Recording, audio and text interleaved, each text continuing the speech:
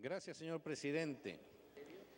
Los razonamientos y argumentos que he escuchado en el curso esta mañana son muy parecidos a los que se vertieron en la Comisión de Constitución cuando se dictaminó este proyecto el pasado mes de marzo. Y desgraciadamente en ese entonces no fue tomado por la mayoría parlamentaria en consideración los argumentos que se dieron y que hoy se repiten.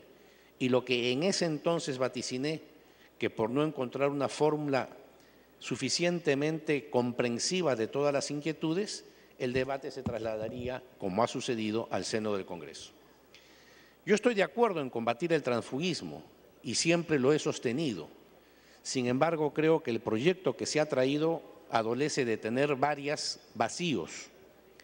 En primer lugar, estamos legislando para modificar el reglamento interno del Congreso y sancionar el transfugismo en el nivel parlamentario.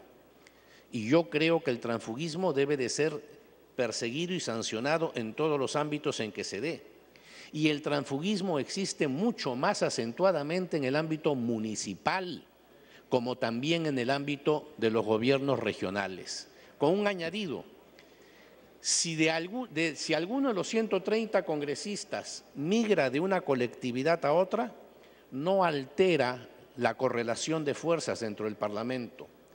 Pero si en un ámbito municipal, en donde quien gana se lleva la mitad más uno de los regidores y la oposición queda con la mitad menos uno de los regidores, el cambio de un regidor puede alterar significativamente la correlación de fuerzas. Ese es un vacío, por ejemplo, que no estamos contemplando. Ese es un tema que no estamos sancionando, como si el transfugismo se diera solo en el ámbito parlamentario y no en el ámbito municipal y en el ámbito regional. En segundo lugar, señor, y ya ha sido expresado por otros señores congresistas, creo que uno de los temas que debemos merituarlo suficientemente es ¿qué pasa cuando no es el congresista, sino el partido el que ha cambiado de línea?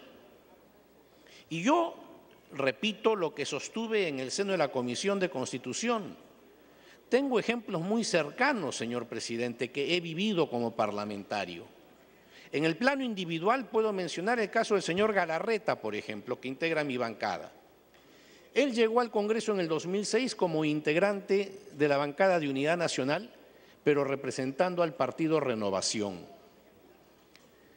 En el lapso que transcurrió desde el día de las elecciones hasta la asunción de mando del señor Alan García, el presidente del partido Renovación cambió de línea política y de ser integrante de Unidad Nacional pasó a ser parte del gobierno y juró como ministro de la producción en el primer gabinete del segundo gobierno de Alan García.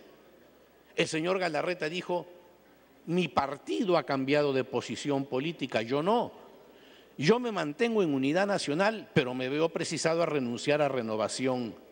No es entonces que se produjo un cambio porque él modificó su forma de pensar y de actuar, sino el partido al que pertenecía lo hizo. Y eso lo he visto también, señor, en los años que llevo en política activa, tanto en el año 90 como en la actualidad, en que han sucedido fenómenos exactamente igual. Continúe. En que los candidatos triunfantes llegaron con una plataforma y un programa electoral distinto al que aplican una vez que asumen funciones.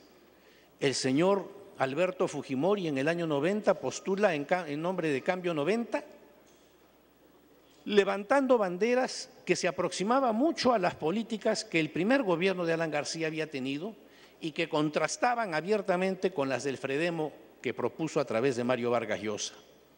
Sin embargo, una vez electo, el señor Fujimori viaja a Estados Unidos, se reúne con el señor Camdesús en el Fondo Monetario Internacional y viene con una política totalmente cambiada, tanto así que quien ya tenía designado como presidente del Consejo de Ministros es modificado y entra allí el señor Hurtado Miller.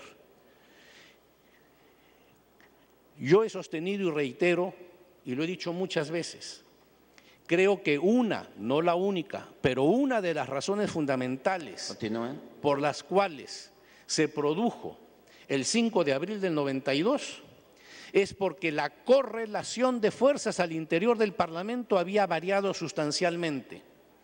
porque la suma de los votos iniciales de Cambio 90 más el Fredemo le daban mayoría. Pero ¿qué sucede? En la Cámara de Diputados que yo integraba, el gobierno, o sea, Cambio 90, había llevado 34 parlamentarios. Al 5 de abril tenían 16 parlamentarios. Los 18 restantes se habían retirado de la bancada de gobierno aduciendo lo mismo que he escuchado a un grupo que se retiró de la bancada de gobierno actual.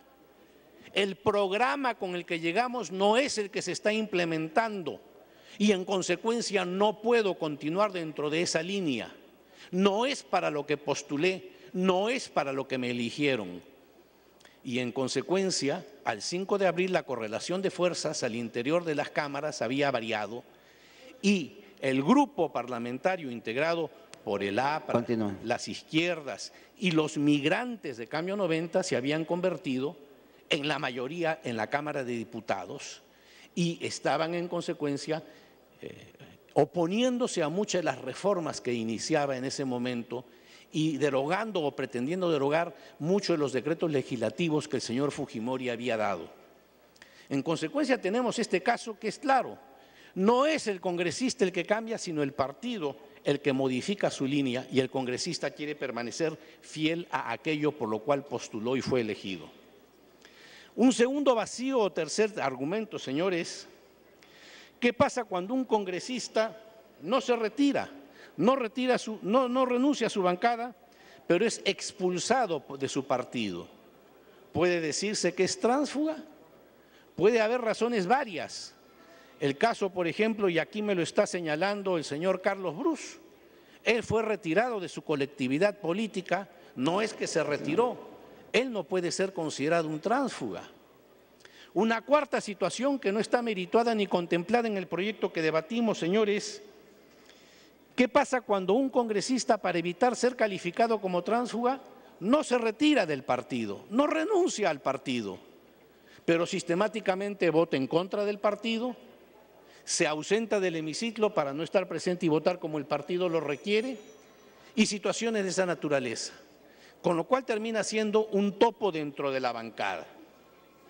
Y otro argumento adicional y final, señor presidente, que también ha sido mencionado por algunos señores congresistas, ¿qué pasa cuando se ha llegado en virtud de un acuerdo o una alianza electoral que por mandato de la ley hoy vigente fenece el día de las elecciones?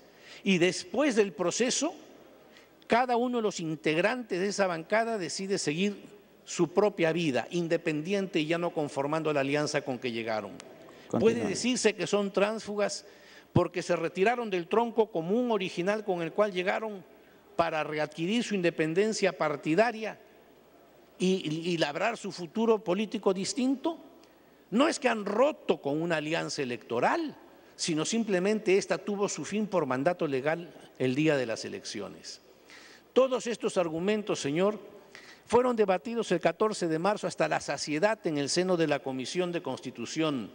No se nos quiso escuchar y veo con pena que lo que allí pudo corregirse, hoy se repite, hoy se reproduce. Los mismos argumentos, el mismo debate, hoy en día se dan. Y estoy seguro que cuando en su intervención final el presidente de la comisión haga su exposición respecto de qué argumentos recoge y cuáles no, al igual que el 14 de marzo en el seno de la comisión, simplemente dirá, señor presidente, póngalo usted al voto. Gracias.